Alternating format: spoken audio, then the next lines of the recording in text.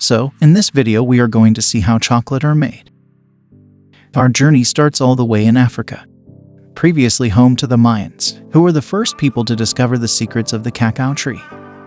But it had less to do with their detective abilities than their geographical location. You see, the cacao tree needs incredibly specific conditions to grow, like a temperature of 25 degrees and a humidity of 80% or above. Conditions only met by certain locations along the equator of the Earth, one of which the Mayans occupied. To this day, a majority of the world's cacao supply comes from this region, and the way cacao is harvested hasn't changed much since the age of the Mayans either. This is mainly because cacao trees are incredibly delicate, and the cacao pods don't just simply fall to the ground. For this reason, they're cut off manually one by one. This can be grueling work, and it doesn't get much easier later on, because the beans need to be taken out manually as well. This means each worker has to sit down and channel their inner fruit ninja to secure the beans, which at this point are covered by a sticky white pulp. If you think that doesn't look anything like chocolate, you'd be right. The cacao beans have yet to go through a crucial process to their look and smell. The beans and the pulp are placed in special fermentation boxes, covered by banana leaves, where they're kept for 3 to 9 days. This process is important because not only does it bacteria and get rid of the white pulp, but also gives the beans their signature brown color and taste. The fermented beans are ready to be placed in the sun for drying. This is mainly done to remove moisture and to inhibit the growth of fungi, bacteria, or mold, but it has the added benefit of developing the flavor of the beans. Once this is done, the beans are ready for their journey to factories across the world. After they arrive at the factory, the beans are inspected by a team of quality assurance officers. This process consists of cutting the beans to ensure they're the right color and have the required consistency. Once they're approved by the QA team, the beans are off to a specialized processing plant, where they're roasted, first on screens, and then in revolving cylinders, through which heated air is blown.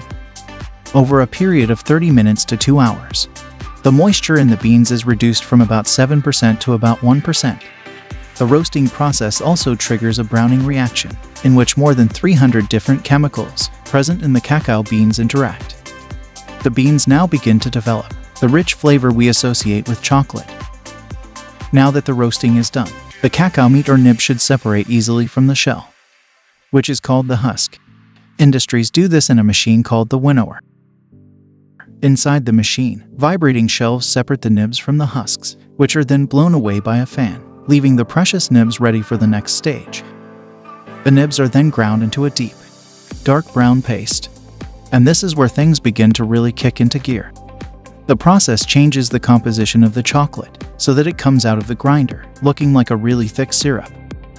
This syrup actually smells a lot like alcohol, and so is called chocolate liquor. If the purpose is to make cocoa powder, the liquor may be treated with an alkaline solution. What this does is darkens the color of the cocoa, rendering its flavor milder, while also reducing the tendency of the nibs to form clumps.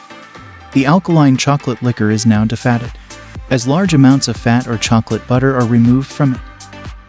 The resulting solid material, commonly called press cake, is then broken, chopped or crushed, before being sifted to produce cocoa powder. You remember the removed cocoa butter from before? Well, it's not a throwaway item, but a crucial component in creating chocolate candy.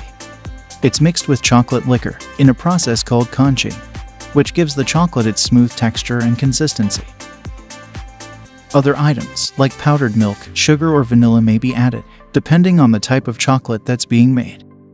The practice was actually coined by the Swiss chocolatier Daniel Peter in 1875, when he invented milk chocolate by mixing a powdered milk, developed by Henry Nestle, with the liquor. Now that the texture is there, it's time to give the chocolate its patented snap.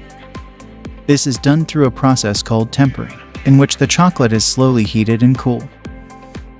What this does is alter the crystals within, giving the chocolate a uniform composition throughout. Once the chocolate is tempered, it's ready to be poured into molds. To make bars of chocolate, a final check is done to ensure there are no air bubbles and the chocolate is pristine.